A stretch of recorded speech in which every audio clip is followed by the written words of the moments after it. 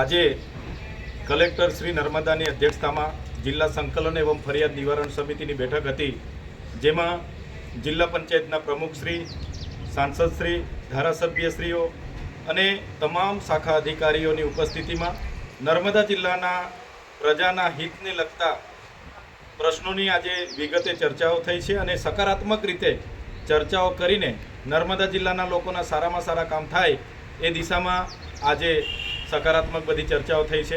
અમે પણ જિલ્લા પ્રમુખ સાહેબ સાથે મળીને આજે જિલ્લા સંકલન સમિતિની બેઠકમાં અનેક પ્રશ્નો રજૂઆતો કર્યા છે, જેમ કે જમીન વિહોણા લોકોને 6 તાલુકામાં એમનું સર્વે થાય અને એમની જે પ્લોટની માંગણી હોય એમને પ્લોટ આપવામાં આવે. એ જ પ્રકારે નર્મદા જિલ્લામાં પણ MRI, CT સ્કેન અને સબવાહિની જેવી સુવિધાઓ ઉપલબ્ધ થાય. એ જ પ્રકારે જે રોડ રસ્તાઓ છે એ પણ સત્વરે એ પૂર્ણ કરવામાં આવે. સાથે સાથે વન વસાહતના જેટલા પણ ગામો છે એમને રેવન્યુમાં તબદીલ કરવાની પ્રોગ્રેસ કરવામાં આવે અને જે પણ રેવન્યુના ગામોને લાભો મળે છે એ એમને પણ મળે, એ પણ અમે રજૂઆત કરી. સાથે સાથે તુમડાવાડી ગામ જે જંગલ ખાતામાં વસેલું છે એને પીવાના પાણી, રોડ રસ્તા, આંગણવાડી, શાળાની એમને વ્યવસ્થા કરવામાં આવે.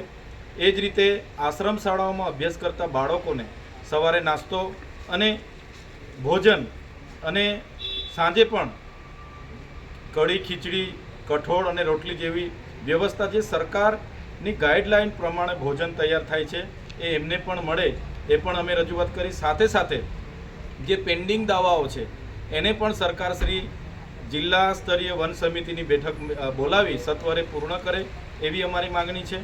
બીજી આજે ખાસ રજૂઆત મહત્ત્વની એ પણ કરવામાં આવી છે.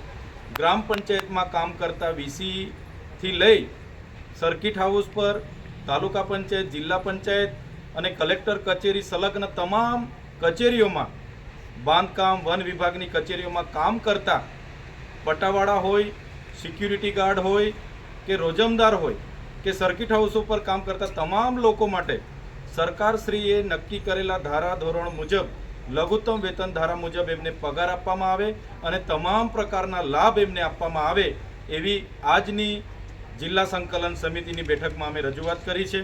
સાથે સાથે નેશનલ હાઈવે ઓથોરિટી દ્વારા વડિયા પેલેસના જે દુકાનદારો છે એમને ડિમોલેશન કરવામાં આવ્યું છે, ત્યારે એ નિરાધાર લોકો છે, નાની રોજગારી કરીને પોતાનો જીવન નિર્વાહ કરે છે, એમને પણ ત્યાં પોતાની નાની દુકાન ચાલુ રાખવા દેવામાં આવે એની પણ અમે વાત કરી છે.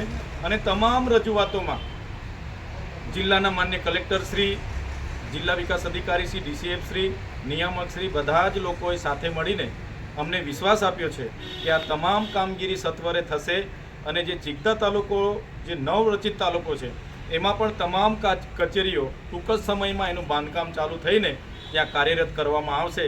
એની તમામ બાબતોની આજે અમને ખાતરી મળી છે.